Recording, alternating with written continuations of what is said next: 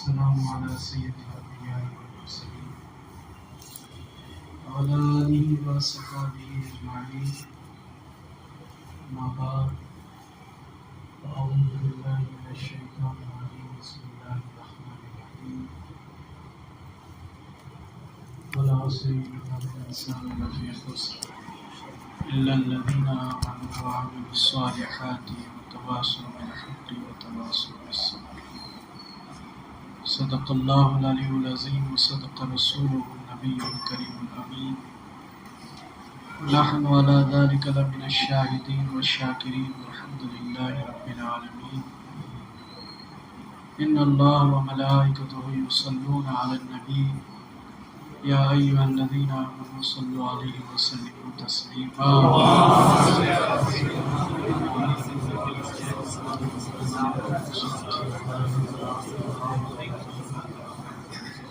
صلوا عليه وسلموا تسليما.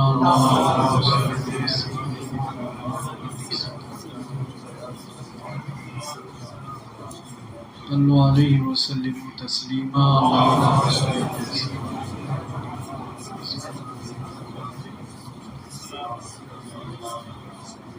اللہ رب العزت کا فضل و احسان ہے، اس کے حبیب حضور محمد رسول اللہ صلی اللہ علیہ وسلم کی نگاہ میں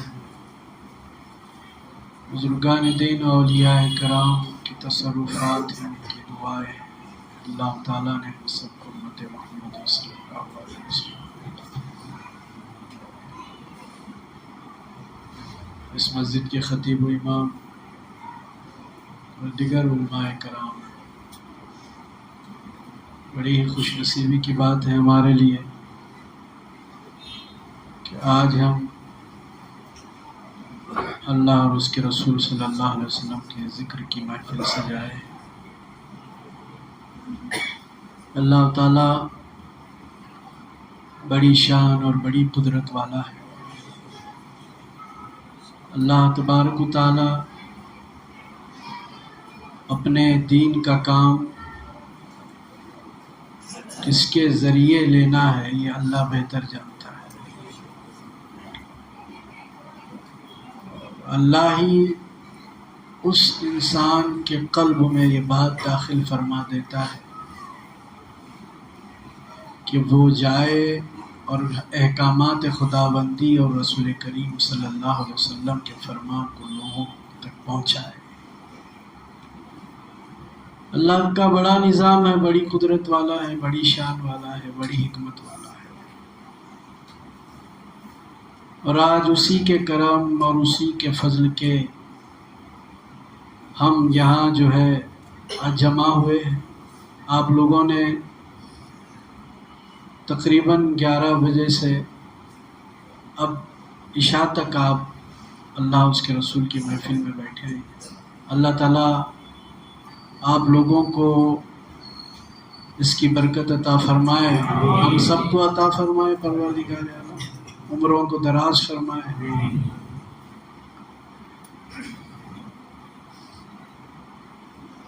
تربیتی کچھ چیزیں بیان کی گئی، کچھ مسائل بیان کیے گئے جو آپ لوگوں کے سامنے، اور یہ بیانات اور یہ تربیت کرنے کا اہم مقصد عین جس سے کہ ہم اپنی اصلاح کریں اور اپنی زندگی کو خدا اور اس کے رسول صلی اللہ علیہ وسلم کے حکم کے مطابق ڈھالیں، بنائیں اور کوشش کریں، کیونکہ ایک ایمان کا فریضہ یہی ہے کہ وہ اپنے رب کو ہمیشہ یاد کرتا رہے، ہمیشہ اپنے رب کے حکم کو اپنی نظروں کے سامنے رکھے، اپنے قلب میں بسائے رکھے، اور پھر اپنے نبی محمد رسول اللہ صلی اللہ علیہ وسلم سے بے پناہ محبت کرے اور اسی دھن میں اپنی زندگی کو گزارے، اور وہی ایک ایمان والے کی پہچان ہے۔ ایک ایمان والا اپنے رب العالمین کے ہونے کا یقین ہر مقام پر ہونے کا یقین رکھ کر زندگی بسر کرتا ہے، اللہ کا خوف اپنے قلب میں ہمیشہ رکھتا ہے۔ وقتیہ طور پر اللہ تبارک و تعالیٰ کا خوف رکھنے کا ڈھونگ کرنا اور بات ہے، اور اللہ کا خوف دل میں رکھ کر زندگی بسر کرنا اور بات ہے۔ ہم جو ہے وقتاً فوقتاً جو ہے ہم اتنے ڈھونگی بن جاتے ہیں کہ ہم ایسا لگتا ہے ہم جیسا صوفی کوئی نہیں ہے، ہم جیسا پاک اور پارسا کوئی نہیں۔ جب ہم عوام کے سامنے آتے ہیں تو ہمارے ڈھونگ الگ ہوتے ہیں، اور جب ہم عوام کی نظروں سے دور ہوتے ہیں تب ہمارے طریقہ کار کچھ اور ہوتے ہیں۔ یہ ایمان والے کی پہچان نہیں ہے کہ عوام سے ڈر کر وہ نمازوں کی پابندی کرے، اپنے آپ کو خوف خدا رکھنے والا بنائے، صوفی بنائے، صاف ستھرا بنائے۔ نہیں، ایمان والے کی پہچان تو وہ ہے کہ ہر حال میں اپنے رب سے ڈرتے رہے، اپنے رب کا خوف قلب میں رکھے، اور اس بات کا یقین رکھے کہ رب قدیر مجھے دیکھ رہا ہے، چاہے میں دن کے اجالے میں ہوں یا رات کے اندھیرے میں ہوں یا میں زمین کے نیچے ہوں، کسی بھی علاقے میں ہوں، میرا رب مجھے دیکھ رہا ہے، اور میرے رب کے پاس مجھے جا کر جواب دینا ہے ہر چیز کا۔ جب تک یہ بات ہمارے دل میں احساس کی صورت میں پیدا نہیں ہوتی، اس وقت تک ہم مکمل ایمان والے نہیں کہلاتے۔ ایمان والے تو سب ہیں، ایمان سب بھی ایمان والے ہیں، سب نے لا الہ الا اللہ محمد الرسول اللہ صلی اللہ علیہ وسلم پڑھا ہے، مگر رب کے ہونے کا یقین ہر کوئی مانتا ہے اس بات کہ اللہ ہے، اللہ ہے، اللہ دیکھ رہا ہے، اللہ کرم فرمانے والا ہے، اللہ فضل فرمانے والا ہے، اللہ ہی ہمارے بیڑے پار لگانے والا ہے، اللہ ہی ہماری بگڑی بنانے والا ہے، اللہ ہی ہماری زندگی سنوارنے والا ہے، اللہ ہی ہمیں عروج عطا فرمانے والا ہے۔ یہ سب بولتے ہیں، بولنا اور ہے، یقین رکھنا اور ہے۔ ہماری زندگی میں اور اللہ کے مخصوص بندوں کی زندگی میں یہی فرق ہوتا ہے، ہم زبانی جمع خرچ کے مطابق زندگی بسر کرتے ہیں، اور اللہ کے نیک بندے اس یقین کے ساتھ زندگی بسر کرتے ہیں، اور اسی یقین کے ساتھ اپنے آپ کو توحید و رسالت کے لیے عمل کے میدان میں جھونک دیتے ہیں۔ جب وہ یقین پیدا ہو جاتا ہے، اللہ کے ہونے کا یقین پیدا ہو جاتا ہے، تو اللہ سے محبت اور عشق کی آگ دل میں بھڑکنا شروع ہوتی ہے۔ جب وہ عشق کی آگ دل میں بھڑکنا شروع ہوتی ہے تو پھر یہ زمین، عام زبان میں کہوں، یہ زمین تھارا لینے نہیں دیتی، یہ زمین کا اناج بھی اچھا نہیں لگتا،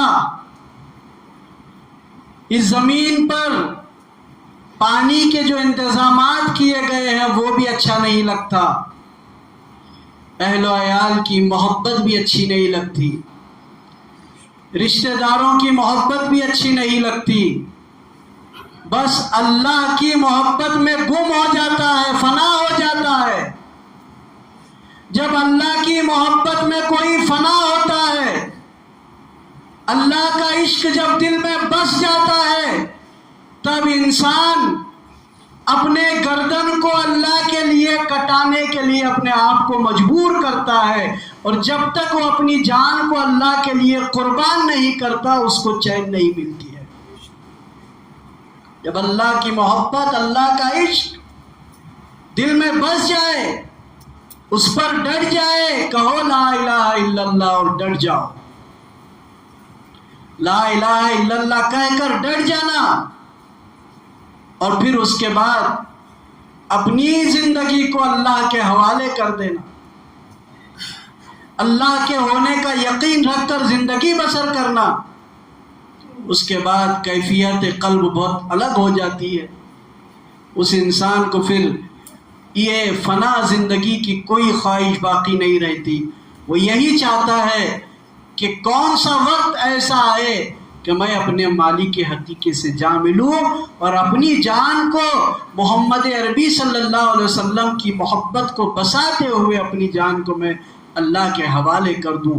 یہ محبت کا تقاضا ہے جو بزرگان دین، اولیاء کرام، صحابہ کرام، شہداء کرام، تابعین، تبع تابعین، جن حضراتوں نے اپنی جانوں کو تلوار کے حوالے کیا، ان کے دل میں خدا کے عشق کا یہ راز تھا، یہ راز عشق خدا تھا، جنہوں نے اپنی جانوں کو قربان کیا۔ یہ ایسے ہی یہ بات نصیب نہیں ہوتی کسی کو کہ کوئی دوغلی محبت کرے اور یہ کہے کہ میں اللہ کے لیے اپنی جان قربان کروں گا، یہ ہو نہیں سکتا۔ مسجد میں میں جیسے بیان کر رہا ہوں، میں بیان کر سکتا ہوں، مسجد کے باہر بول سکتا ہوں، مریدوں میں بول سکتا ہوں، لیکن جب خدا اور اس کے رسول کے لیے حقیقی معنی میں جان قربان کرنے کا وقت آئے گا، سب سے پہلے ہم پیچھے قدم اٹھائیں گے، کیونکہ ہمارے دل میں دوغلی محبت ہے اپنے رب سے، دوغلا عشق ہے، اور یہ صفاف عشق ہوتا ہے، پاک عشق ہوتا ہے اس پاک ذات سے جو پاک محبت کرتا ہے، اللہ اس کے قلب کو بھی پاک فرما دیتا ہے، کیونکہ وہ پاک ذات ہے۔ ہمارے دل میں ہماری اولاد کی بھی محبت، ہماری بیویوں کی بھی محبت، ہمارے مال کی بھی محبت، ہمارے مریدوں کی بھی محبت، اور ہمیں جو عزت دی جاتی ہے اس کی بھی محبت، یہ محبت اور خدا کی محبت ایک جگہ جمع نہیں ہو سکتی۔ خدا کی محبت کرنے والا اپنی جان کو قربان کرتا ہے، اپنے مال کو قربان کرتا ہے، اپنی اولاد کو قربان کرتا ہے، اور پھر یہ کہتا ہے کہ باری تعالیٰ میری اس چھوٹی سی قربانی کو تو اپنی بارگاہ میں قبول فرما لے۔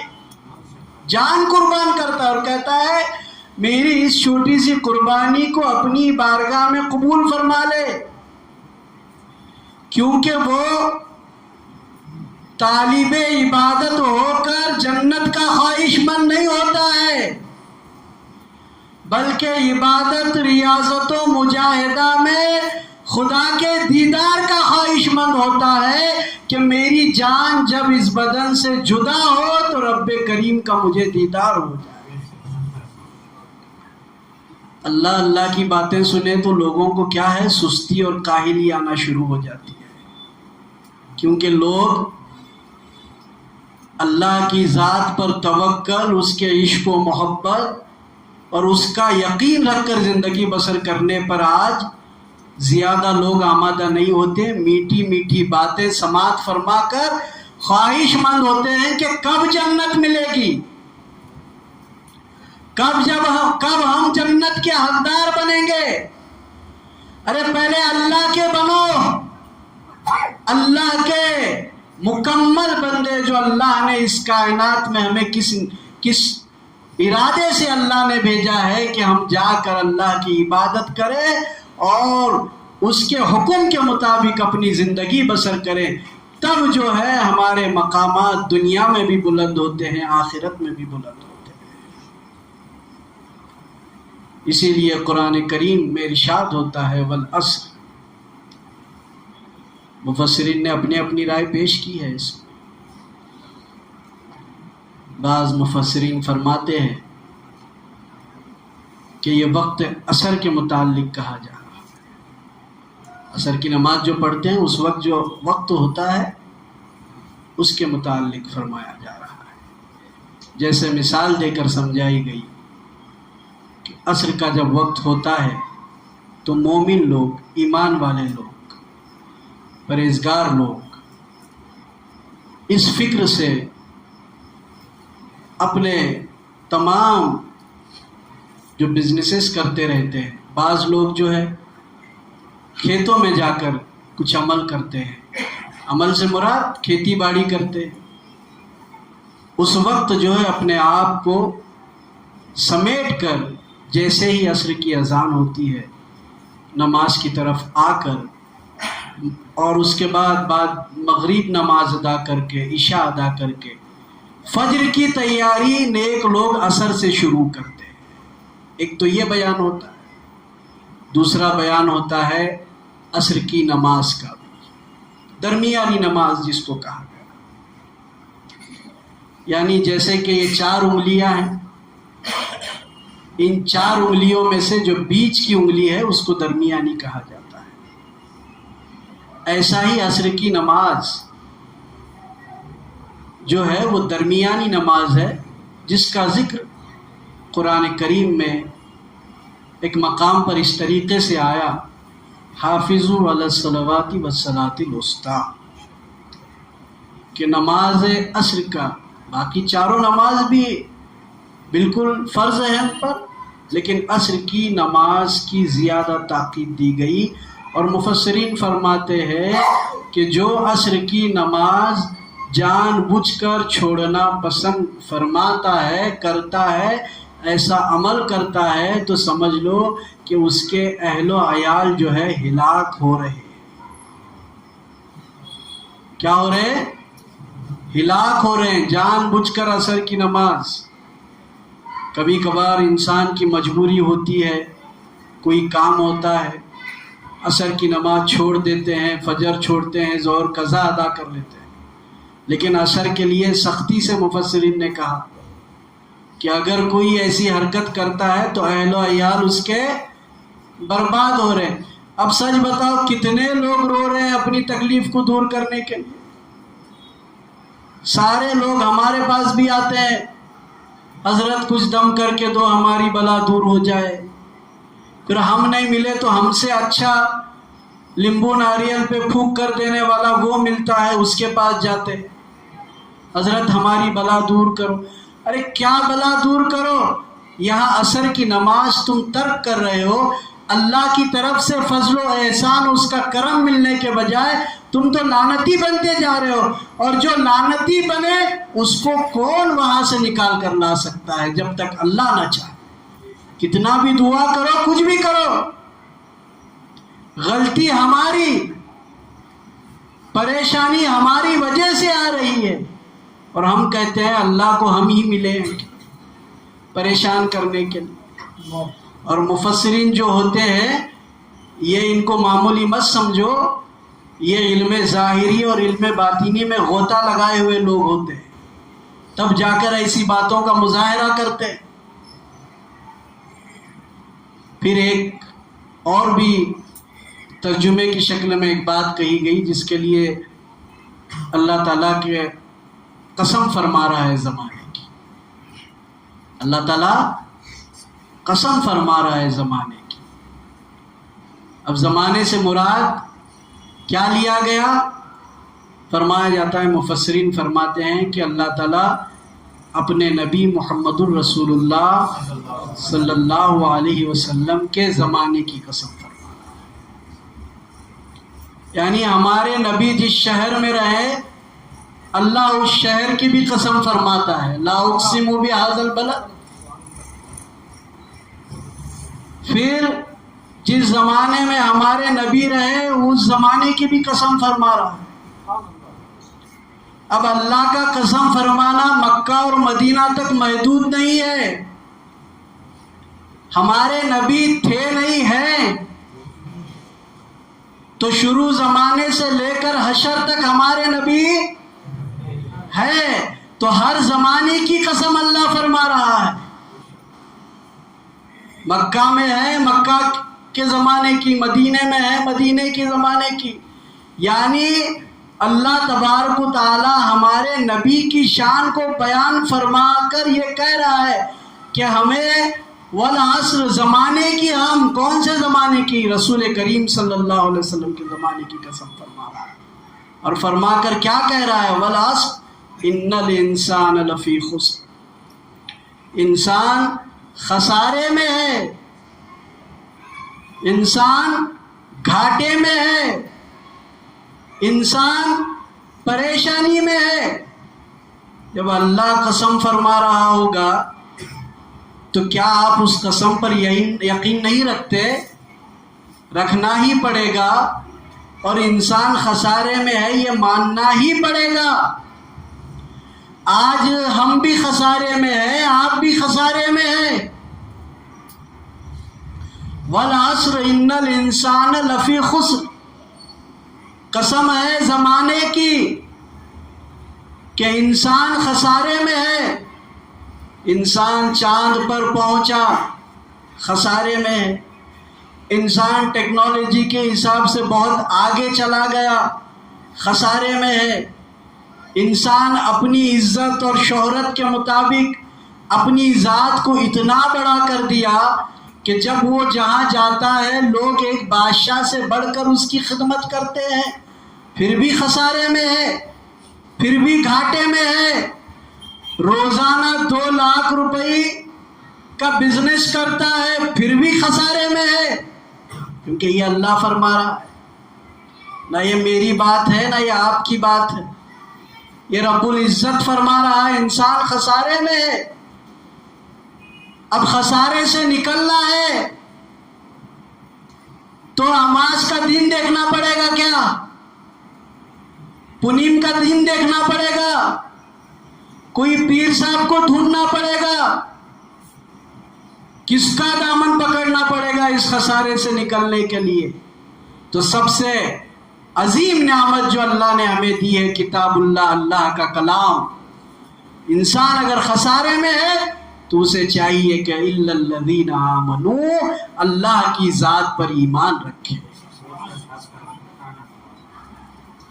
نکلنا ہے نا خسارے سے، باہر آنا ہے پریشانی سے، باہر آنا ہے مصیبت سے، باہر آنا ہے تنگدستی سے، باہر آنا ہے ہر وہ چیز جو ہم ناپسند کرتے ہیں وہ ہمارے سر پر لادی جا رہی ہے۔ آج نہ جانے کیسے کیسے لوگ ہمیں پریشان کر رہے ہیں۔ ان سارے چیزوں سے اگر نکلنا ہے تو اللہ کی ذات پر ایمان لانا پڑے گا، اور پھر ایمان سے تم خسارے سے نکل سکتے ہو۔ لا الہ الا اللہ محمد الرسول اللہ صلی اللہ علیہ وسلم پڑھنے کے بعد تم ایک ایسی نعمت کی طرف آئے جس کو دین و اسلام کہا جاتا ہے، جس کو دین و اسلام، سچا مذہب جس کو کہا جاتا ہے، اس دین کی طرف تو تم آئے، تم کلمہ گو تو بن گئے، تم ایمان والے تو بن گئے، لیکن پھر بھی تم خسارے میں۔ اللہ کو یہ پسند نہیں کہ کوئی کلمہ پڑھے اور بیاج اور بٹے کا دھندا کرے۔ اللہ کو یہ پسند نہیں کہ کوئی کلمہ پڑھے اور جھوٹ بکتا پھرے۔ اللہ کو یہ پسند نہیں کہ کوئی کلمہ پڑھے اور زانی بن کر پھرے۔ اللہ کو یہ پسند نہیں کہ کوئی کلمہ پڑھے اور لوگوں کو دھوکہ دے، لوگوں کا حق مارے، ماں باپ کے حقوق ادا نہ کرے۔ اللہ کو یہ پسند نہیں کہ اپنے اولاد کے ساتھ حق تلفی کرے۔ کلمہ پڑھنے کے بعد بھی خسارے میں ہے۔ لوگ بولتے ہیں ہم نے کلمہ پڑھ لیا ہے، ہمارے حق میں جنت ہو گئی، فیصلہ سنا دیتے ہیں۔ جنت دینے والی ذات اللہ کی، نعمتیں نوازنے والی ذات اللہ کی، نہ میرے ہاتھ میں جنت دینے کا کچھ معاملہ ہے، نہ آپ کے ہاتھ میں جنت دینے کا کچھ معاملہ ہے۔ جنت کو حاصل کرنا ہے تو اللہ کے دین کے لیے محنت و مشقت کرنا پڑے گا، کوشش کرنا پڑے گا، جو علماء کرام کر رہے ہیں، جیسے کہ مفتی صاحب نے فرمایا کہ یہ علماء کو معمولی مت جانو، یہ ورثۃ الانبیاء ہیں، انبیاؤں کے وارث ہیں، ان کے پاس بیٹھ کر علم دین سیکھنا پڑے گا۔ یہ اللہ کا پسندیدہ دین، جو اللہ کو پسند وہ بندے کو پسند ہونا چاہیے، جو رب کو پسند، جو خالق کو پسند وہ مخلوق کو پسند ہونا چاہیے۔ ہماری پسند کچھ اور، ہمارے رب کا حکم کچھ اور ہو رہا ہے، تو کہاں ہمارے معاملات درست ہو؟ کلمہ تو پڑھ لیا آپ نے، توحید کا اقرار بھی کر لیا، توحید و رسالت ہمارے نبی محمد الرسول اللہ صلی اللہ علیہ وسلم کے محبت کے دعوے بھی کرتے ہیں، نعرے بھی لگاتے ہیں، اور ہم اہل سنت الجماعت ہیں، اس پر فخر بھی کرتے ہیں۔ کس بات پر فخر کرتے ہیں؟ کس بات پر ناز کرتے ہیں؟ کیا ہمارے نبی کی محبت کس انداز سے ہمارے دل میں؟ یہ انداز ہمارے گھروں میں ہر وہ چیز ہو رہی ہے جو یہودیوں کے گھروں میں ہوتی ہے، اس لیے کلمہ پڑھنے کے باوجود بھی ہم خسارے میں۔ الا الذین آمنوا، ایمان لانے کے بعد ہاں ایک حصہ تمہارا نکل جاتا ہے خسارے سے۔ اب تک تم ان کی عبادت کرتے تھے جو خدا کی چیزیں ہیں، جو خدا کی اشیاء ہیں، درخت ہے، پتھر ہے، وہ تمام چیزیں ہیں جو خدا کی بنائی ہوئی چیز ہیں، ان کو خدا سمجھ کر عبادت کرتے تھے۔ اب تم نے لا الہ الا اللہ محمد الرسول اللہ پڑھ لیا، تو اب اس خسارے سے تم نکل کر ایمان والے بن گئے، تو اب اس کے آگے بھی تمہاری ذمہ داری ہے۔ اس کے آگے کیا ہے؟ الا الذین آمنوا وعملوا الصالحات، نیک عمل کرنا پڑے گا۔ میں پیر کا بیٹا ہوں، مجھے عمل کی ضرورت نہیں بول کے چلنے والا نہیں۔ میں مشائخ ہوں، با سید زادہ ہوں میں۔ دیکھو میرا بات کرنے کا انداز ہی جیسا ہے، پسند کرے اچھا ہے، نہیں پسند کرے تو دعا دو، تمہیں کیا سوچتے ہیں اس سے مجھے کچھ لینا دینا نہیں۔ میرا رب، اس کا کرم ہے، کل بروز محشر کملی والے آقا اگر قریب بلا لے تو ہماری نجات ہو گئی۔ بس ہم یہ سوچ کر بات کرتے ہیں، ہم یہ نہیں سوچیں گے ہمارے رائٹ سائڈ بیٹھنے والے کو تقریر پسند نہیں آئی، لیفٹ سائڈ بیٹھنے والے کو پسند نہیں، سامنے والے کو پسند نہیں۔ جو امام حسین نے کام کیا ہے، اگر ان کا خون ہے تو وہی کام کرنا پڑے گا، اسی کے لیے اپنے آپ کو میدان عمل میں اتارنا پڑے گا۔ اگر سچا سید ہے، اگر سچا ان کے خاندان سے جڑا ہوا ہے، تو پیر کا بیٹا ہوں بول کر اگر میں کہتا رہوں گا کہ میرے حق میں جنت ہے، میں سید زادہ ہوں، میری بہت بڑی شان ہے، امام، ہمارے امام اہل سنت الجماعت کے امام احمد رضا خان فاضل بریلوی رحمۃ اللہ علیہ اعلیٰ حضرت اپنے عشق و محبت میں سیدوں کو بہت نوازا، یہاں تک کہا ہے کہ حد کفر تک جب تک سید نہیں پہنچتا اس کی تعظیم ہی کرتے رہو، کیونکہ اللہ تعالیٰ سید کے اعمال کو نہیں دیکھے گا، اس کے نسب کو دیکھے گا۔ یہ آپ کی محبت ہے اعلیٰ حضرت کی، اب سید ان کی محبت کا غیر فائدہ اٹھاتا رہے گا تو سید قصوروار ہے، سید بولتا رہے گا اعلیٰ حضرت تو ایسا فرمائیں، مجھے فکر کرنے کی کیا ضرورت نہیں۔ قرآن میں آتا ہے نبی کے گھر والوں تم پر قرآن نازل کر دیا گیا، قرآن پر چلنے کی ذمہ داری سب سے زیادہ اگر کسی کی ہے تو وہ سیدوں کی ہے، سب سے زیادہ، کیونکہ تم کشتی نوح کی طرح ایک مثال بنا کر دنیا میں آئے اور تمہیں دیکھ کر لوگ اپنی زندگی اور اپنی بگڑی بنائیں گے، تم ہی خالی شیروانی اور عزت میں بیٹھے رہیں گے تو کہاں سے؟ میں بھی سید ہوں، اس لیے میں سیدوں کو بولنے کا حق، سب سے پہلے میں اپنے اوپر سے بول رہا ہوں یہ بات، دوسروں کا رونا نہیں رونا ہے۔ ہماری ذمہ داری ہے کہ بھٹکے ہوئے لوگوں کو خدا کی طرف بلائے، رسول کریم صلی اللہ علیہ وسلم کی محبت و اطاعت کی طرف بلائے، کیونکہ الا الذین آمنوا کے بعد وعملوا الصالحات نیک عمل کرنے کا بھی قرآن میں حکم آ رہا ہے۔ نیک عمل کرو، بدی سے بچو، برائی سے بچو، بے حیائی سے بچو، ماں باپ کی نافرمانی سے بچو۔ ہمارا کیا حال ہے؟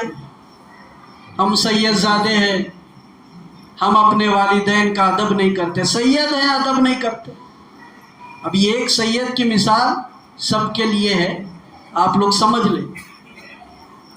والدین کو بعض اوقات ہم مکانوں سے دھکے دے کر باہر نکالتے ہیں، اپنے مال کے نتیجے میں اور اپنی عزت کے نتیجے میں۔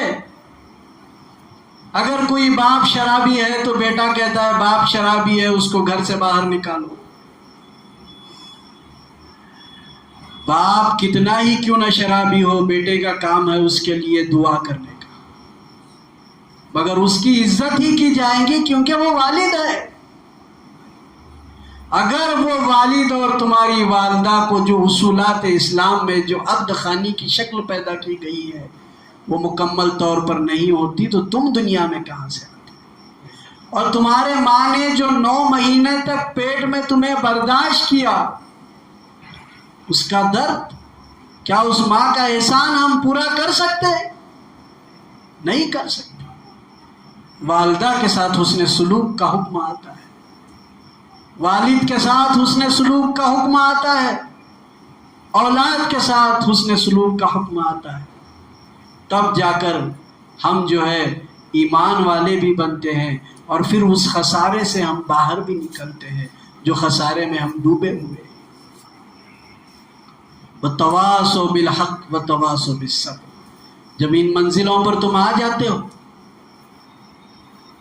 ایمان والے ہو جاتے ہو، اچھا عمل کرنا شروع کرتے ہو، تو پھر تمہیں جو ہے علم دین حاصل کرنے کے بعد عمل کب کرتا ہے انسان؟ جب اسے اس چیز کی معلومات ہو۔ جب معلومات ہوتی ہے تو وہ اچھا عمل کرنا شروع کرتا ہے۔ جب تم اچھا عمل کرنا شروع کرتے ہو تو حق کے لیے لوگوں کے پاس جا کر انہیں بھی جو ہے دعوت دین دینے کی ذمہ داری تمہاری ہے۔ اور دعوت دین دیتے وقت آزمائشوں کے پہاڑ تم پر ٹوٹیں گے، تمہیں آزمایا جائے گا، لوگ تمہیں پھول نہیں پہنائیں گے، گالیاں بکیں گے، لوگ تمہیں رسوا کریں گے۔ کیوں؟ دین سے محبت ہے نا سب کو، ہے دین سے محبت۔ ہمارے نبی کا عمل دیکھو صلی اللہ علیہ وسلم، طائف کی سرزمین پر گئے توحید کا پیغام لے کر، تو لوگوں نے وَمَا أَرْسَلْنَاكَ إِلَّا رَحْمَةً لِّلْعَالَمِينَ، سارے عالم کے لیے جو رحمت للعالمین بن کر آئے، لوگوں نے ان کو اپنی زبان سے نچلے درجے کے الفاظ بولے، سنگریزی کی، پتھر مارے، یہاں تک کہ ہمارے نبی کے قدم مبارک سے خون تک جاری ہوا۔ اسی لیے میرے والد اپنے عشق رسول میں ڈوب کر کہتے ہیں کہ طائف کا ہر ایک پتھر تیری عظمت کی گواہی دیتا ہے۔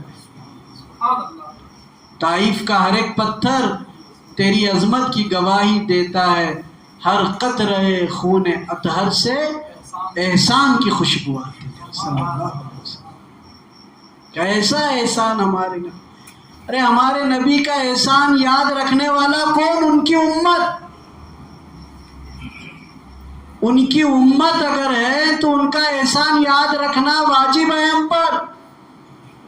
اب بولیں گے واجب کہاں، بولے مسئلے میں کہاں بھی لکھے سو نہیں حضرت ہو۔ ان کا احسان یاد رکھنا نہ تو فقہ کے مسئلے میں ہے، نہ تو کون سی کتاب میں نویج بات بولے، اور وہ بھی عالموں کے سامنے بولنا بولے تو بڑی مشکل بات ہے۔ یہ اللہ کا کرم ہے۔ اس سے مراد یہ ہے کہ جب تک ہمارے نبی سے مکمل ہم محبت نہیں کرتے اور ان کے بتائے ہوئے طریقے پر نہیں چلتے، ہم خود مکمل ایمان والے نہیں بنتے۔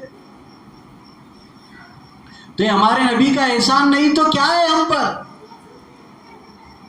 کہ انہوں نے امت کے سامنے توحید کے لیے اپنی ساری زندگی 63 سالہ ساری زندگی محنت کی، مشقت کی، لوگوں تک پیغام توحید پہنچایا، ایک ایک کو نماز کی طرف بلایا۔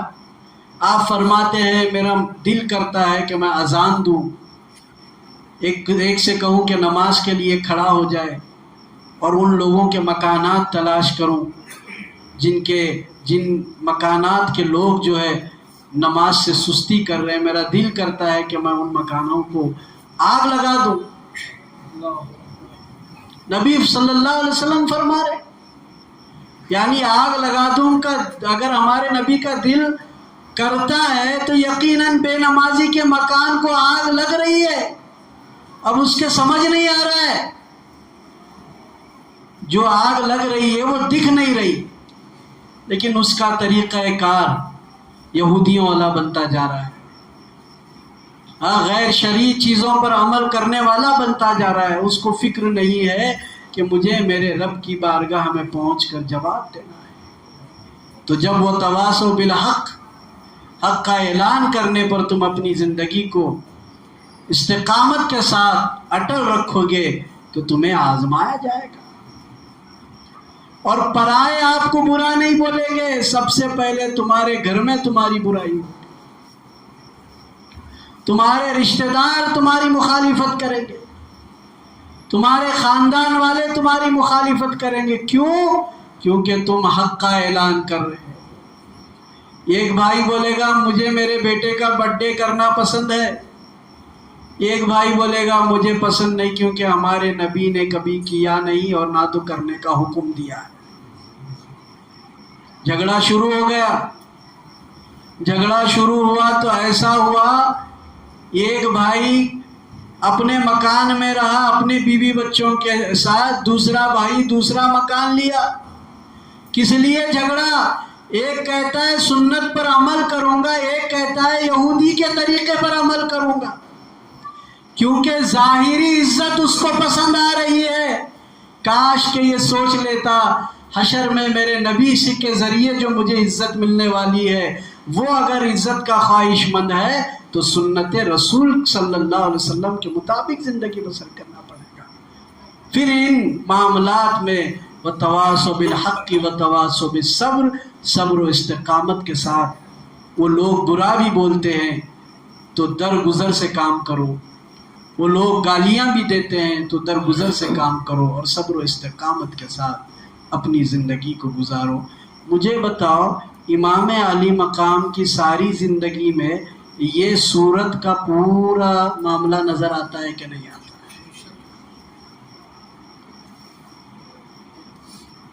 آپ کی زندگی خسارے میں نہیں ہے امام پاک کی، امام پاک کے ہم غلام ہیں، ہماری زندگی خسارے میں ہے تو یہ امام پاک کے دل کو اچھا لگے گا یا تکلیف پہنچے گی؟ تمہیں بولنے والے امام پاک ہے چلے تو تکلیف اور اچھا لگنے کا مسئلہ کیا ہے؟ نہیں، جن کے متعلق قرآن زندہ ہونے کی گواہی دے رہا ہے ان کو نہیں بول کر بولنے والے آپ اور میں کہاں سے ہو سکتے؟ امام علی مقام کا مقام کیا ہے؟ امام پاک کا مرتبہ کیا ہے؟ اللہ نے ان کو جنتی جوانوں کا سردار بنایا۔ یہ امام کو معلوم تھا کہ اللہ نے مجھے جنتی جوانوں کا سردار بنایا ہے، تو امام کو کیا ضرورت تھی کہ وہ کربلا کے میدان میں جائیں، تکلیف اٹھائیں، محنت کریں، مشقت کریں۔ اپنے زندگی میں امام نے کبھی یہ نہیں کہا کہ میں جنتی جوانوں کا سردار ہوں، مجھے دین کی خدمات انجام دینے کی ضرورت نہیں ہے، ایسا کبھی نہیں کہا آپ نے، بلکہ دین کے لیے ڈٹے رہے۔ یزید کون تھا؟ سب آپ نے سنا ہوگا، یزید بھی تو مسلمان تھا، اس نے بھی کلمہ پڑھا، بلکہ امیر معاویہ رضی اللہ تعالیٰ عنہ کا بیٹا، صحابی رسول کا۔ مگر یزید کے قلب میں کون سی بات تھی؟ وہ تھا بغض۔ کیا تھا؟ بغض، عداوت۔ کس سے تھی؟ امام حسین رضی اللہ تعالیٰ عنہ سے۔ اس لیے اس نے یہ پیغام بھیجا گورنر مدینہ کے پاس کہ امام پاک سے کہو کہ وہ ایک تو میری بیعت قبول کرے یا اپنا سر میرے حوالے کر دے۔ قربانیاں ہیں میرے بھائیو، یہ بقرعید عید کی قربانی وتا چاہد ہے مسلمانوں کو آج کے، وہ قربانی کر لیے ختم۔ وہ بھی کرنے میں پرسوں سنا میں، بکرے کی بھی ہوتی، بھینس کی بھی ہوتی۔ ایکلا مولوی کون تو بولا ہمارے اہل سنت میں سے نہیں، ایکلا بولا مرغے کی بھی قربانی ہوتی۔ بول کیا ذہنیت پر دی جاتی، مرغی کی قربانی؟ کل بولنے والا بلی کی بھی ہوتی۔ بول کو ایسا مائنڈ ڈیوائڈ کیا جا رہا ہے لوگوں کا، اور لوگ اتنے بیزارے گئے ہیں، بکرا اور بھینس چھوڑ کے مجھے ڈر لگ رہا ہے کہاں مرغے کے پیچھے نہیں پھرنا بول کے لا ہوا مرغیاں کی قربانی کریں گی قبول ہوتی۔ یعنی اللہ کا خوف نہیں دل میں، کسی ایک کو اپنا امام بنا لیا، انہیں جنت میں لے جا رہا ہے کہ جہنم میں لے کو جا رہا ہے، اس کی فکر نہیں، چلے اس کے پیچھے۔ کون بھی ایک کرامت دکھایا اس کے پیچھے چلے۔ ارے ہمارے بابا کی اتنی طاقت ہے کہ انہوں یہاں بیٹھے تو پھوکے تو وہاں شیطان نکل لگ جاتا۔ کتنی بھی بڑی طاقت رہی، خدا اور اس کے رسول کے احکام کی پابندی نہیں تو تمہارا بابا کسی کام کا نہیں، چاہے وہ تمہارے پیر کی اولاد کیوں نہ ہو یا کوئی اور کیوں نہ ہو۔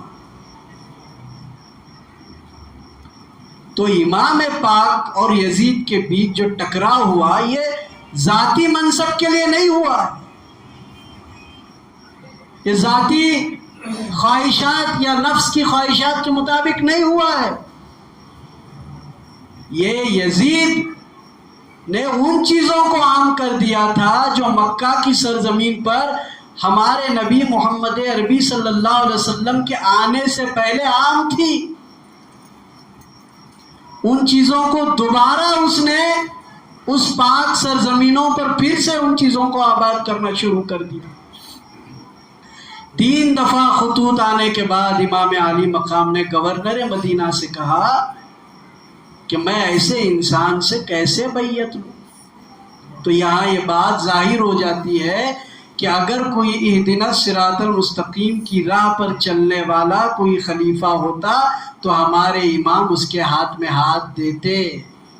ہمارے امام کو منصب کی خواہش نہیں تھی، ہمارے امام کو یہ معلوم تھا کہ اس نے شراب عام کیا، زنا عام کیا، گانا اور بجانا عام کیا۔ اس لیے ہمارے امام عالی مقام نے کہا کہ میں ایسے انسان کے ہاتھ میں ہاتھ کیسے دوں؟ اور پھر ایک جنتی ہاتھ، ایک نور والا ہاتھ، ایک پاک ہاتھ، ایک صاف ہاتھ، وہ ہاتھ جو کبھی نبی کریم صلی اللہ علیہ وسلم کے جسم اطہر سے جڑا ہوا رہتا تھا، کبھی آقا دو جہاں صلی اللہ علیہ وسلم کے دونوں باہوں کے قریب ہوا کرتا تھا، کبھی نبی کریم صلی اللہ علیہ وسلم کے گود میں وہ جسم پاک ہوا کرتا تھا۔ اس جسم کا ہاتھ اس گندے انسان کے ہاتھ میں کیسے ملتا اور اللہ کیسے ملاتا؟ کیونکہ پاک پاک ہوتا ہے، ناپاک ناپاک ہوتا ہے۔ ہمارے امام پاک، ہمارے امام کا خاندان پاک، ان کی اولاد پاک، سب پاک۔ یزید پلید ہے، پلید تھا، اس کا سارا معاملہ بیکار ہے، وہ جہنمی ہے۔ امام جان چکے تھے کہ یہ بدکار ہو چکا ہے، اگر میں اس کے حوالے اپنے آپ کو کر دوں گا تو قیامت تک اہل بیت پر یہ نشانہ رہے گا کہ جان کے خوف سے اہل بیت میں سے ایک فرد حسین رضی اللہ تعالیٰ عنہ نے جان کی پرواہ کی خاطر حق کو چھوڑ دیا اور باطل کے ہاتھ میں ہاتھ ملایا۔ بولتے کہ نہیں بولتے لوگ ایسا؟ نہیں بولتے؟ بولتے۔ یہ بھی ہمارے امام کا احسان ہے کہ انہوں نے اس کے ہاتھ میں ہاتھ نہیں دیا، جبکہ عبداللہ بن زبیر تمام اس وقت کے صحابہ نے آپ کو مشورہ دیا کہ آپ مت جاؤ، آپ جائیں گے تو آپ کے جان کے ساتھ، آپ کی اولاد کے ساتھ بے وفائی ہوگی۔ سب کچھ معلوم تھا امام پاک کیا ہونے والا۔ اچھا وہ معلوم کیسے تھا؟ شروع سے آپ کی شہادت کے چرچے تھے، حضور صلی اللہ علیہ وسلم کے خاندان میں یہ بات مشہور تھی کہ آپ شہید ہونے والے ہیں کربلا کے میدان میں۔ لیکن اس کے علاوہ جب مدینہ سے آپ نے نکلنے کا ارادہ کیا، کتنا ٹائم ہوا؟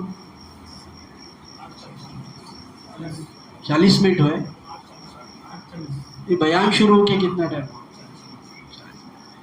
مدینہ سے نکلنے کا جب ارادہ کیے تو آپ سرکار دو عالم صلی اللہ علیہ وسلم کی بارگاہ میں جاتے ہیں، جا کر روضہ مصطفیٰ صلی اللہ علیہ وسلم سے بالکل قریب بیٹھتے ہیں اور بات کرتے ہیں کہ نانا جان آپ بھی ہمارے بیچ نہیں ہیں، ہماری والدہ بھی ہمارے بیچ نہیں ہے، ہمارے والد بھی ہمارے بیچ نہیں، ہمارے بھائی بھی ہم دنیا سے رخصت ہو گئے، اور آپ کی امت ہمارے جان پر آئی۔ اب ایسی حالت میں ہم فیصلہ کیسا کریں، کیا قدم اٹھائیں؟ اسی الفاظ کو بیان کرتے کرتے امام پاک پر نیند غالب ہوتی ہے، سو جاتے ہیں۔ خواب میں سرکار مدینہ صلی اللہ علیہ وسلم کا دیدار ہوتا ہے۔ حضور صلی اللہ علیہ وسلم خواب میں آ کر کہتے ہیں کہ بیٹا پریشان کیوں ہے، کیوں گھبرا رہے ہیں، کیا ضرورت ہے گھبرانے کی؟ تو پھر وہی الفاظ آپ بیان کرتے ہیں کہ ہمارے ساتھ ایسا ہو رہا ہے، ہمارے ساتھ ایسا ہو رہا ہے۔ تو اللہ کے نبی محمد الرسول اللہ صلی اللہ علیہ وسلم اس خواب میں، نبیوں کا خواب بھی سچا ہوتا ہے، یہ بھی یقین ہے، یقین کی صورت ہے، بنیادی عقائد میں یہ بھی چیز ہے۔ کوئی بولے گا نبی کا خواب نعوذ باللہ سچا نہیں، چلنے والا نہیں، کچھ بھی کر لے جائے وہی بات۔ تو ہمارے نبی آ کر ان کو تاکید کرتے ہیں امام پاک کو کہ بیٹا گھبراؤ مت، صبر و استقامت کے ساتھ کام کرو، دین کے لیے تم جس علاقے کی طرف جا رہے ہو اس کی طرف رواں دوا ہو، جنت میں اللہ نے بہت عظیم عظیم درجے آپ کے لیے رکھا ہے۔ تو یہ جب بات سنتے ہیں امام پاک تو خواب میں ہی کہتے ہیں رسول کریم صلی اللہ علیہ وسلم سے کہ جب ایسا ہی ہے اور پھر آپ کے پاس آنے کے بعد وہ درجات ملنے والے ہیں تو آپ ہمیں اسی حالت میں بلا لیجیے۔ تو معلوم ہے رسول کریم صلی اللہ علیہ وسلم نے کیا احسان کیا ہم پر۔ فرماتے ہیں اپنے نواسے سے، امام پاک سے، کہ بیٹا یہ جنت میں درجات تو ہیں لیکن آپ کو یہ درجات اس وقت حاصل ہوں گے جب آپ خدا کے دین کے لیے اور یہ بدکار لوگوں کو ان کے ارادے کو پست کر کے اپنی جان کو اللہ کے لیے قربان کریں گے، تب اللہ تمہیں ان نعمتوں سے مستفیض فرمائے گا۔ جب یہ بات خواب میں بتائی جاتی ہے،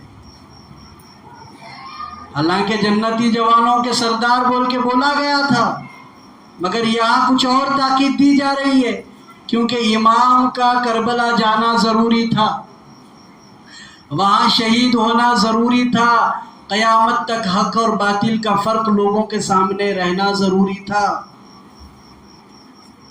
پھر امام پاک نکلتے ہیں مکہ سے ہوتے ہوئے، طویل واقعات آپ نے سماعت فرمائے ہوں گے کہ مسلم بن عقیل کو بھیجا گیا، ان کے 2 فرزندوں کو بھیجا گیا، پھر 40,000 کا ایک مکمل قافلہ مسلم بن عقیل کے پیچھے نماز پڑھ رہا تھا، لیکن جب یزید نے اعلان کیا کہ اگر کوئی مسلم بن عقیل کا سپورٹ کرے گا تو ہم اسے جان سے مار دیں گے، تو سلام پھرنے سے پہلے ایک بھی آدمی وہاں موجود نہیں تھا۔ وہ کسی شاعر نے کہا ہے، مجھے کوفہ والوں مسافر نہ سمجھو، میں آیا نہیں ہوں بلایا گیا ہے، دعوت دے کے بلائے وفاداری کریں گے بول کے۔ تھوڑے دیر صبر کرو، خالی تو بولتے آپ سمجھتے رہیں گے ہر بات کو ایک ایک لمباج کھینچتے جا رہے ہیں نو. صبح سے بیٹھے ہم پریشانی نہ کو بول کے انشاءاللہ جلدی ختم کروں گا. صرف مقصد کیا ہے مومن کا وہ بتانے کے لیے میں ان چیزوں کو خلاصہ کر رہا ہوں. تو امام پاک گئے، مسلم بن عقیل کی خبر راستے میں ہی ملی کہ مسلم بن عقیل کو شہید کر دیا گیا.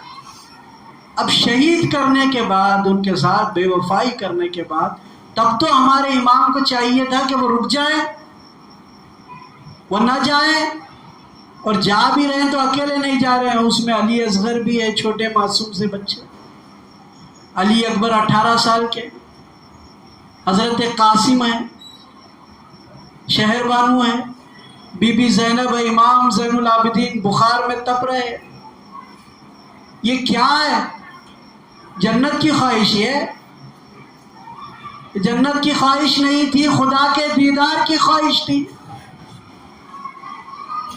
رسول کریم صلی اللہ علیہ وسلم کی اطاعت کا مادہ ایک مومن کے قلب میں کیسا ہوتا ہے، یہ ہمارے امام کی زندگی میں معلوم ہوتا ہے.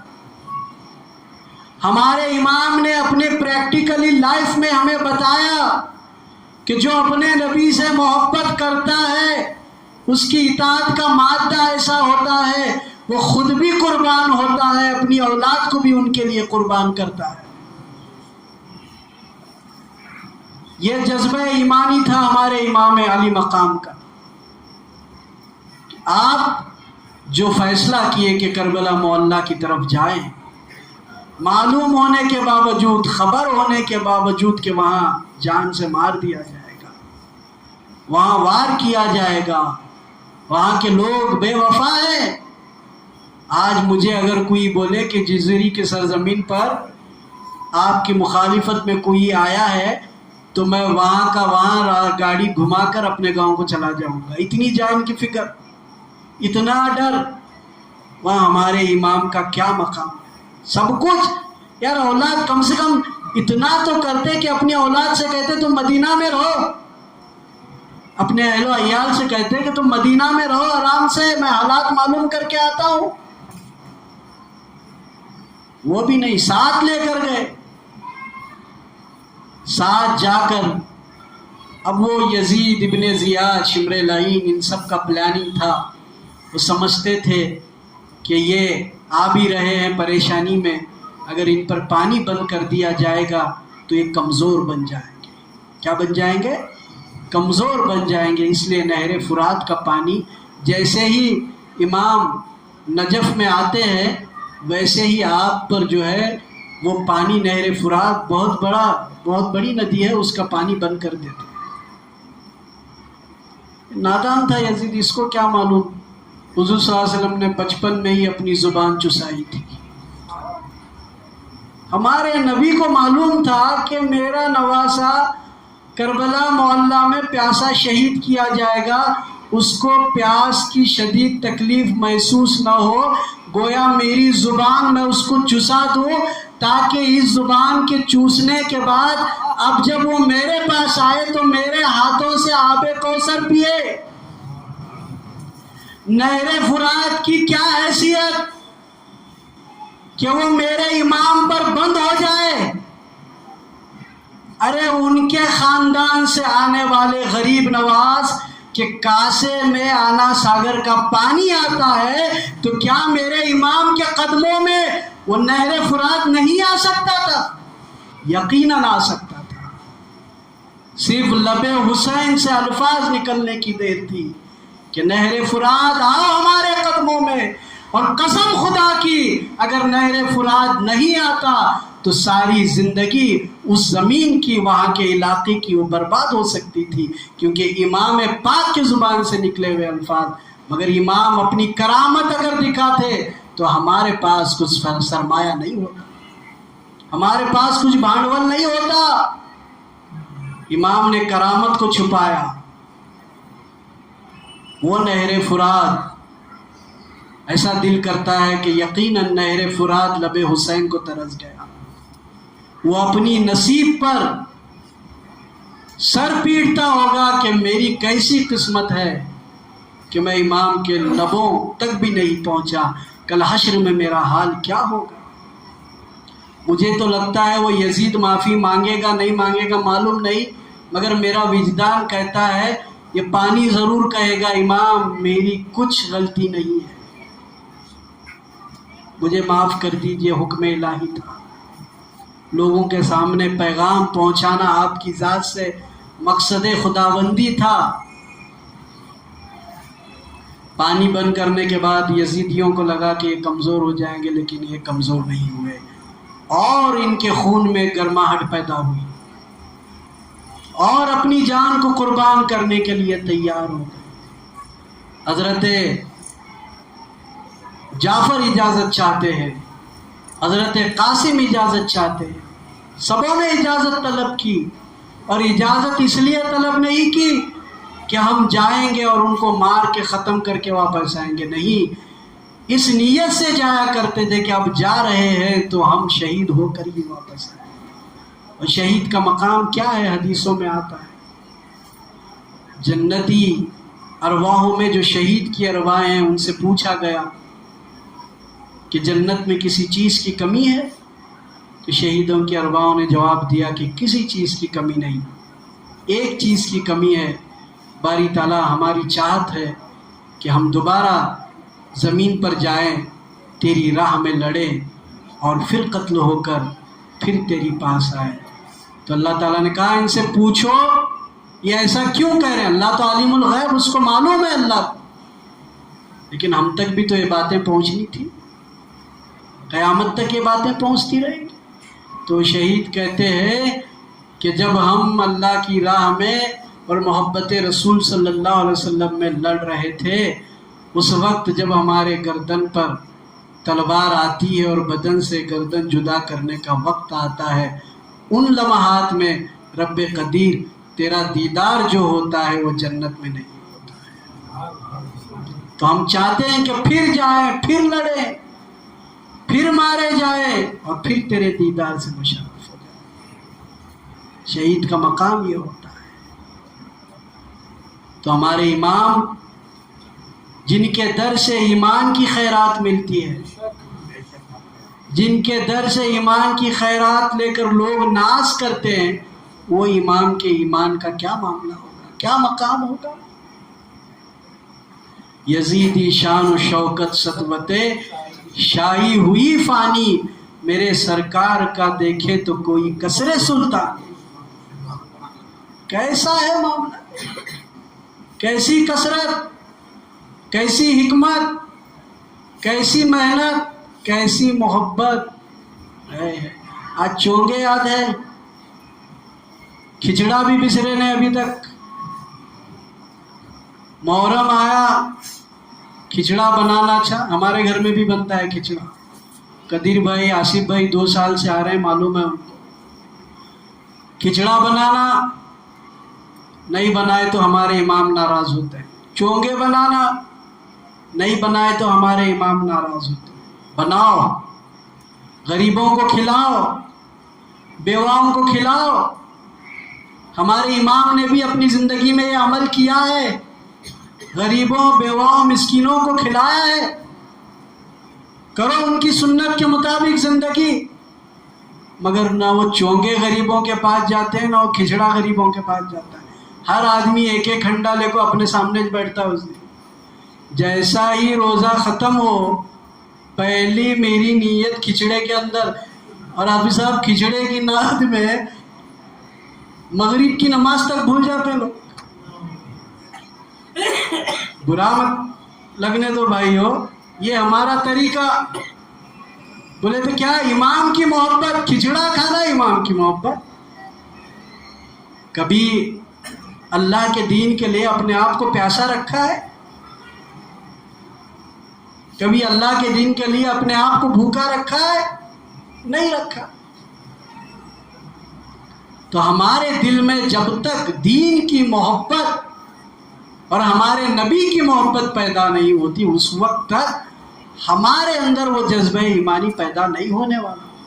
ہمارے امام کے ایمان کا معیار بہت اونچا ہے، اس ایمان کے معیار تک کوئی نہیں پہنچ سکتا، مگر اتنا تو کر سکتے ہیں کہ چند معلوماتی سنتی طریقے جو بتائے علماء کرام اس پر تو عمل کر سکتے ہیں، بڈے جیسے چیزوں سے تو بچ سکتے ہیں، کیرم سے بچ سکتے ہیں، بیاج سے بچ سکتے ہیں، سود سے بچ سکتے ہیں، زنا اور شراب سے بچ سکتے ہیں۔ کیوں؟ کیونکہ امام سے محبت ہے، نبی کریم صلی اللہ علیہ وسلم سے محبت ہے، بچنا ہے۔ کیسے کیسے حالات، علی اصغر پر تیر چلائی گئی، پانی کے لیے گئے تو دشمنوں نے تیر چلائی، اور مورخین لکھتے ہیں کہ وہ جو تیر چلائی گئی تھی وہ تیر جانوروں کو جو شکار کرنے کی جو زہریلی تیر ہوتی ہے وہ تیر تھا، جب امام کے حلق میں لگا تو چیرتا ہوا نکلا، وہ خون امام پاک نے اپنے ہتھیلیوں میں لے کر آسمان کی طرف اچھال کر کہتے ہیں کہ باری تعالیٰ میری اس چھوٹی سی قربانی کو بھی اپنی بارگاہ میں قبول فرما۔ جب گھر میں خیمے میں جاتے ہیں تو پوچھا جاتا ہے کیا علی اصغر کو پانی پلا کر لائے؟ تو امام پاک کہتے ہیں کہ ایسا پانی پلایا ہوں کہ اب علی اصغر کو کبھی پیاس محسوس نہیں ہوگی۔ کیا حالات ہوں گے، کیا منظر ہوگا، اور ان تمام منظر کو دیکھنے والی ذات کس کی؟ امام زین العابدین رضی اللہ تعالیٰ، جس کو بولتے ہیں آئی وٹنس، اپنی آنکھوں سے مشاہدہ کر رہے تھے، بیمار تھے، بیماری کی حالت میں بھی کہتے ہیں کہ ابا جان مجھے بھی اجازت دیجیے، لیکن حکمتاً امام پاک نے کہا نہیں، رک جاؤ، آگے معاملات بہت ہیں، کام کرنا ہے۔ بہرحال میرے عزیز بھائیوں، میرے پیر بھائیوں، آپ سے میری گزارش ہے کہ ہمارے ایمان کو تازہ کرنا ہے تو ہمیں اس خسارے سے نکلنا پڑے گا جہاں ہماری زندگیاں ڈوبی ہوئی ہیں۔ اللہ پر ایمان رکھ کر اپنے نبی کی اطاعت میں زندگی بسر کرنا پڑے گا، عمل صالحہ کرنا پڑے گا، اچھے اعمال کرنا پڑے گا، نیک عمل کرنا پڑے گا۔ نیک عمل کے لیے علماء کرام کے پاس بیٹھ کر دین سیکھنا پڑے گا، اور دین سیکھ کر نیک عملی کی زندگی بسر کرنا پڑے گا۔ کب تک ہم اپنے آپ کو جنگل میں پھرنے والے جانوروں کی طرح اپنا حال بنائے رکھیں گے؟ کب تک؟ کس کو معلوم ہے کس کا وقت کب آخر ہے؟ کیا کسی ایمان والے کے دل میں خواہش نہیں کہ اللہ ہماری قبر کو روشن کر دے؟ ہر ایمان والا چاہتا ہے، تو روشن کرنا ہے تو روشنی کی طرف آنا پڑے گا، تقاضا ایمان پر زندگی بسر کرنا پڑے گا، اللہ کے ہونے کا یقین رکھنا پڑے گا۔ یہی یقین تھا امام کو جو کربلا معلیٰ میں شہید ہونے پر مجبور کیا، خوشی خوشی آپ نے اپنی شہادت قبول کر لی۔ حضرت علی اکبر جب جاتے ہیں تو گاجر اور مولیوں کی طرح ڈھیر لگا دیتے، کیا الفاظ تھے ان کے جب آپ کو شہید کر دیا گیا۔ لیکن 3 دفعہ اس سے پہلے امام پاک کے پاس آتے ہیں اور کہتے ہیں کہ بابا جان پیاس شدید ہو رہی ہے، تکلیف ہو رہی ہے، پانی دیجیے۔ تو آپ نے پہلے تو انگوٹھی چسائی، دوبارہ اپنی زبان چسائی اور کہا جاؤ بیٹا، گھبرانے کی ضرورت نہیں، لڑو، دشمنوں کے سامنے بہادری سے کام لو۔ جب تیسری دفعہ آئے تو کہا کہ جاؤ، تمہارے نانا اپنے ہاتھوں میں آب کوثر لے کر تمہارا انتظار کر رہے ہیں۔ حسین پاک کربلا میں، نبی کریم مدینہ میں، کون سے منزل پہ تھے نبی کریم؟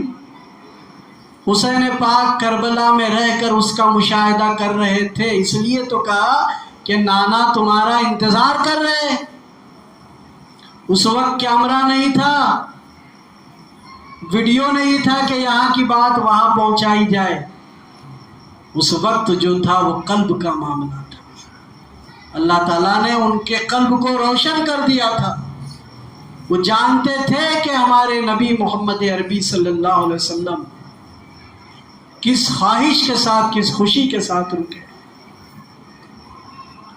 جب علی اکبر نے کہا بابا جان میری خبر لیجئے، شہید ہونے کے بعد جب زخم لگے، جان پرواز ہو رہی تھی، روح پرواز ہو رہی تھی، کہا بابا جان میری خبر لیجئے. تو امام پاک خیمے سے دوڑتے ہوئے میدان میں جاتے ہیں، ان کا سر اپنے گود میں لے کر رکھ کر کہتے ہیں کہ بیٹا ایک دفعہ تو اپنی آنکھ کھول کر میری طرف دیکھو. کیا کیفیت ہوگی بابا، کیا عالم ہوگا، کیا اس وقت کا منظر ہوگا، کیا بیتی ہوگی ہمارے امام پہ کہ ایک 18 سال کا بچہ، اولاد خود کی یہ کہتی ہے، ہزاروں زخم اپنے قلب اور اپنے جسم پر لے کر تیر کے کہ بابا جان میری خبر لو. وہ کتنے درد بھرے الفاظ ہوں گے حضرت علی اکبر کے، جو حسین پاک کے کانوں تک آئے ہوں گے، اور قلب حسین پر کیا اثر ہوا ہوگا ان چیزوں کا. آج ہماری اولاد کوئی ہم سے کہے کہ ابا ہماری طرف دیکھو تو ہمارا دل مچل جاتا ہے. امام کا کیا حال ہوا ہوگا کہ اپنی آنکھوں سے دیکھ رہے کہ ان کے فرزند پر وار پہ وار ہو رہے ہیں، اور اسی حالت میں حضرت علی اکبر کہتے ہیں کہ بابا جان میری خبر لیجئے. جا کر لیتے ہیں، کہتے ہیں کہ ایک دفعہ میری طرف دیکھو. تو حضرت علی اکبر اپنی آنکھوں سے اور یہ کہتے ہیں کہ دیکھو بیٹا تمہارا سر میرے گود میں ہے، تمہارے باپ کے گود میں، تمہارے والد کے گود میں ہے. اس وقت بھی تسلی دے رہے ہیں. آپ نے اپنی آنکھوں سے حسین پاک کو دیکھا اور لا الہ الا اللہ محمد الرسول اللہ پر اپنی جان کو قربان کر دیا. آپ جب اکیلے میں بیٹھیں گے تو اس منظر کو اپنی آنکھوں کے سامنے تصور میں لاؤ. اتنا ڈھیلا ایمان مت رکھو میرے بھائی. پھر علی اصغر کی شہادت ہوئی، حضرت قاسم اور خود امام پاک. جب امام پاک جانے لگے تو حضرت زینب کہتی ہے کہ سارے لوگ جا رہے ہیں اور اپنے آپ کو شہید کر رہے ہیں، آخر شہید کرنے میں تمہیں مزہ کیا ملتا ہے؟ امام پاک سے سوال کر رہی ہوں. امام پاک نے خاموشی اختیار کی. ان کے گھر والے ان کا ہاتھ پکڑ کر کہہ رہے ہیں کہ آپ مت جاؤ، ہمارے پاس کوئی نہیں.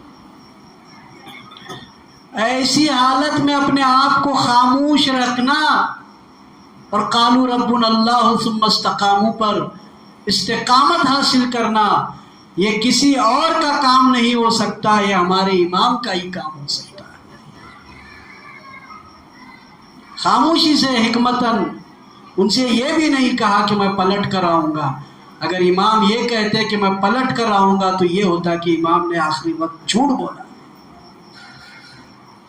ہماری امام کی زندگی صاف اور ستھری، کبھی اپنی زندگی میں انہوں نے جھوٹ نہیں بولا، کبھی نمازوں کو ترک نہیں کیا. یہاں تک کہ نماز کی کیفیت یہ تھی، روایتوں میں آتا ہے کہ آپ ایک مقام پر نماز ادا کر رہے تھے، اس کے اطراف جو ہے آگ لگ جاتی ہے. صحابہ کہتے ہیں کہ اے امام آگ لگ گئی ہے، آپ کے قریب آ رہی ہے، آپ نماز چھوڑ کر آئیے. امام نے سجدہ مکمل کیا، سلام پھیرا، اور آپ کی کرامت یہ رہی کہ امام کے جسم کے کسی حصے تک بھی آگ اس حصے کے قریب تک بھی نہیں آئی، کیونکہ امام کو یقین تھا کہ جس کے جسم میں مولا کائنات کا خون ہو اور جس کا جسم نور محمدی سے جڑا ہو، حضرت خلیل نور محمدی کی برکت سے حضرت خلیل ابراہیم خلیل اللہ علیہ السلام پر آگ گلزار بن گئی. تو یہ تو جسم محمدی سے جڑے ہوئی ذات تھی، ان کے قریب کیا آگ آتی. اور میرے والد سے کسی نے اپنی زندگی میں پوچھا تھا، حسین پاک کا نام لے کر لوگ آگ میں چھلانگ مارتے ہیں. والد صاحب نے کہا وہ تو مجھے نہیں معلوم، مگر میرا ایمان یہ ہے کہ اگر کوئی حسین پاک کا نام لے کر جہنم کی آگ میں بھی چھلانگ مارے گا تو اللہ اس کے جسم کی حفاظت فرمائے گا. یعنی عقیدہ، عشق امام سے. اب کل سے جا کو نام لے کو چھلانگ مارنے جائیں گے آپ لوگ، ایک اپنے طریقہ کار سے ان کی محبت کا مظاہرہ انہوں نے فرمایا، اور اس کے لیے اتنا پابند ہونا بھی ضروری ہوتا. تو ہمارے امام کو جب دنیا کی آگ ان کے قریب نہیں آئی تو جب ان سے جو جڑے وہ جنت کا مستحق بنے گا، وہ خدا کا قرب حاصل کرے گا، وہ رسول کریم صلی اللہ علیہ وسلم کی محبت و اطاعت میں زندگی بسر کرے گا. تو میرے عزیز دوستو، ہمارے امام کی قربانی کو معمولی نہ جانو، قدر کرو ان کے خون کی، کہ انہوں نے خون جو بہایا ہے یہ اپنے نانا کی امت کے لیے بہایا ہے، کہ نانا کی امت کے سامنے درس رہے کہ وقتاً فوقتاً جب کوئی ایسا معاملہ آئے تو جان کی پرواہ کرنے کی ضرورت نہیں. جان کو جانا ہے، وہ چلی جائے گی. ایمان اگر سلامت رہے گا تو اللہ یہاں بھی کامیابی عطا فرمائے گا، وہاں بھی کامیابی عطا فرمائے گا.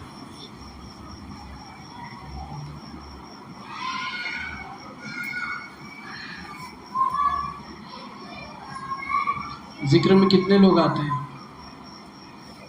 ذکر میں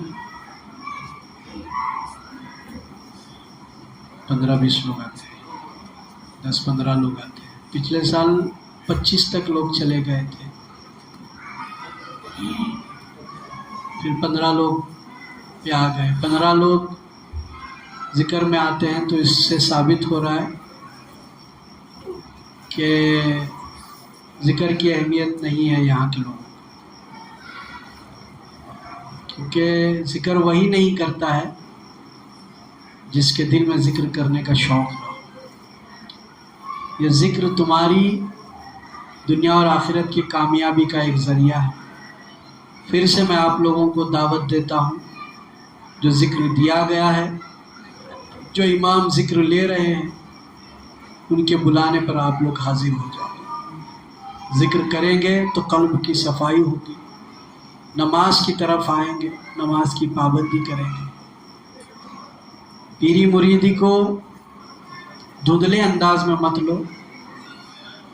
آپ کی رسی جو بیعت کی ہے وہ کٹ بھی سکتی ہے حشر سے پہلے، اس بات کا خوف بھی رکھو دل. اس لیے کٹ سکتی ہے کہ عہد و پیمانہ خدا اور اس کے رسول کی اطاعت و اتباع کے لیے ہوا ہے، نہ کہ تمہارے فائدے کے لیے ہوا ہے، نہ کہ ہمارے فائدے کے لیے ہوا ہے. تو ذکر کثرت سے کیا جائے.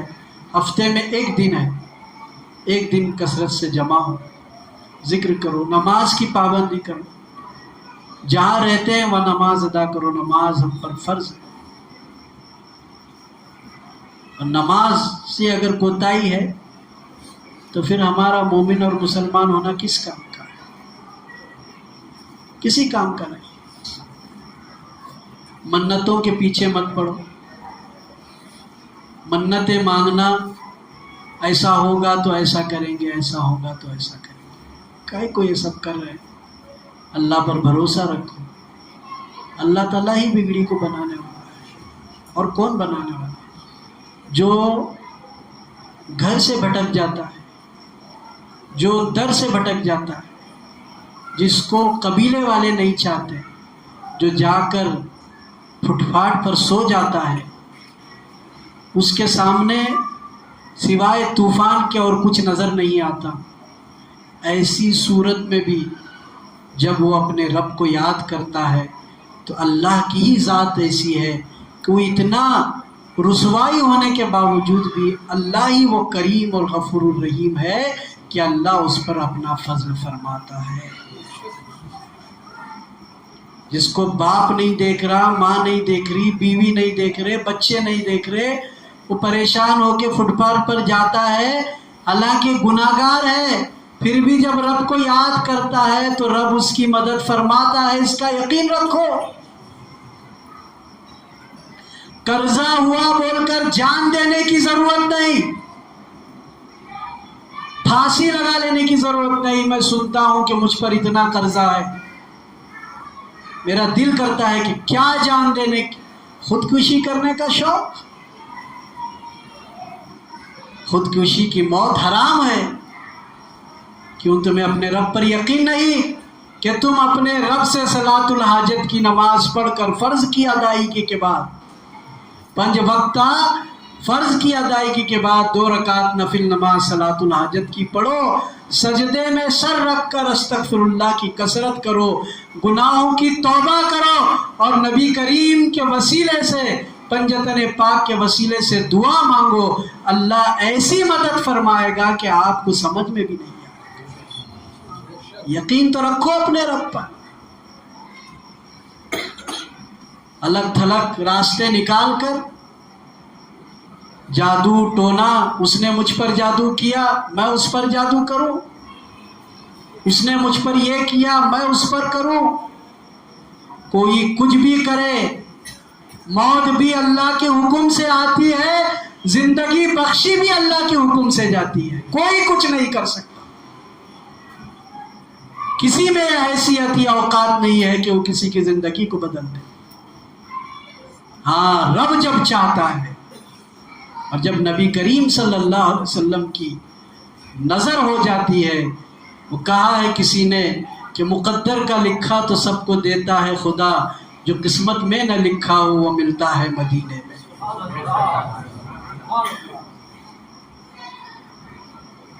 اللہ جب ہمارے نبی ہاتھ اٹھاتے ہیں تو اللہ ان کے صدقے میں سب کے بیڑے پار لگاتا ہے. تو ایسے مکمل بنو, پھر دیکھو تمہارے معاملات کیسے ہوتے ہیں, پھر دیکھو تمہارے اختیارات کیسے ہوتے ہیں, پھر دیکھو اللہ تعالیٰ کی نوازشات کیسے ہوتے ہیں. ہوا یہ ہے کہ اللہ پر بھروسہ نہیں, ملا پر اور پیروں پر بھروسہ ہو گیا ہے. ملا بولے تو عالمہ سمجھیں گے تمہیں, نہیں. ملا بولے تو عالموں کا, مشائخوں کا روب ڈھانپ کر اپنا کام چلانے والے لوگ. ملا بولے تو خاندانی ملا ناراض ہوں گے, نہیں بابا وہ بھی دھیان میں رکھو. تو پھر وہ بھی بولنے والے ہمارے کو بول رہے ہیں کیا بول کے, نہیں. تو انشاءاللہ اللہ تعالی ہمیں بار بار یہاں آنے کی توفیق عطا فرمائے, اور یہاں آ کر محفلیں سجانے کی توفیق عطا فرمائے. اللہ ہم پر جو ذمہ داری دی ہے, اللہ نے اپنے حبیب صلی اللہ علیہ وسلم کے صدقے میں اور خاندان مصطفیٰ صلی اللہ علیہ وسلم سے وابستگی کے صدقے میں جو ہماری ذمہ داری, اللہ ہمیں اسے پورا کرنے کی توفیق عطا فرمائے. لوگوں تک جا کر دین کی بات پہنچانے کی توفیق عطا فرمائے. ہمارے قلب کو اللہ صاف رکھے, عاجزی اور انکساری کے ساتھ زندگی بسر کرنے کی توفیق عطا فرمائے. اللہ تعالی ہمیں غرور اور تکبر سے بچائے, حلاوت ایمان عطا فرمائے, ایمان پر قائم رکھے, تندرستی عطا فرمائے, عمروں میں درازی اور سلامتی عطا فرمائے, کسی کا محتاج نہ بنائے, قرضوں سے رہائی عطا فرمائے, شیطان کے مکر و فریب سے اللہ بچائے, مشرکوں کے مشرکیت سے اللہ بچائے, منافقوں کی منافقیت سے اللہ بچائے, ملحدوں کی ملحدیت سے اللہ بچائے, مرتدوں کی مرتدیت سے اللہ بچائے, ہر زمینی آسمانی سے بلا سے اللہ محفوظ فرمائے, اور ہم سب کو حج بیت اللہ زیارت حیات النبی صلی اللہ علیہ وسلم سے مشرف فرمائے. حضور غوث العظم قدس سرہ العزیز کی بارگاہ کی اللہ بار بار وہاں جا کر زیارت کر کے پھر آ کر پھر ہمارے پیر بھائیوں کو وہاں لے کر جانے کی اللہ ہمیں توفیق عطا فرمائے. بار بار بزرگوں کی حاضری سے اللہ ہمیں مشرف فرمائے, اور ہمارے سلسلے کو اللہ تعالیٰ آباد فرمائے, نظر بد سے بچائے, جادو ٹونا شرک سے بچائے, منافقوں کے شر سے اللہ بچائے. ہمارے پیر بھائیوں کو سلسلے کو اللہ تعالیٰ ہمارے دارالعلوم میں پڑھنے والے ان بچوں کو ترقی عطا فرمائے, اور اس میں پڑھانے والے علماء کرام کو ہم سب کو اللہ تعالیٰ اخلاص کے ساتھ دینی علم سکھانے کی توفیق عطا فرمائے. اللہ ہمیں روحانی فیوز سے مشرف فرمائے. گنبد والے سرکار کا ہمیشہ فیوز ہم پر جاری رہے, ایسا کرم عطا فرمائے. کریم آباد شاہ دل نوازا خدا بندہ حکیمہ کار سازا ہما مخلوق و محتاج از تو عزیز تو ہی پروردگارہ بے نیازا کسے قدرت نہ دارت بر اطاعت ولے عزب لطفے تو بندہ نوازا حبیب کبریا ختم رسالت درودہ استو برا سرفرازا اللہم صلی علی سیدنا محمد وعلی آلہ سیدنا محمد کما تحب و ترضى بأن تصلی علیہ الہی ازد فعل شمس عرفاں الہی ازد فعل شمس عرفاں الہی ازد فعل شمس عرفاں عطا کن نور عرفاں جلوہ بازا سین ناتواں بیمار سیاں تو ہی بخشندہ تو ہی بخشندہ تو ہی بخشندہ تو ہی چار سازا رب یسر ولا تعسر تمم بالخیر قالوا سمینا وبعطانا غفرانک ربنا والیک المصیر کرم فرما کرم فرما کرم فرما تجھ سے بڑھ کر کوئی کرم کرنے والا نہیں رحم فرما رحم فرما رحم فرما تجھ سے بڑھ کر کوئی رحم کرنے والا نہیں آمین یا رب العالمین ان اللہ و ملائکتہ یصلون علی النبی یا ایھا الذین آمنوا صلوا علیہ وسلموا تسلیما